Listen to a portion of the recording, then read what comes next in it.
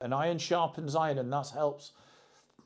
Iron sharpens iron means you can speak life and encouragement into each other, but then when there's conflict or challenge, that's rubbing our rough edges off. Yeah. Or we're becoming more smooth. We're becoming smooth stones. So walk in the light, purpose, community, and then finally, live a life of gratitude. Be thankful and grateful for who you are, for what you've got.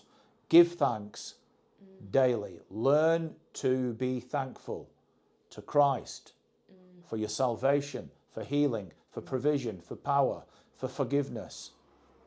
Give thanks for everything.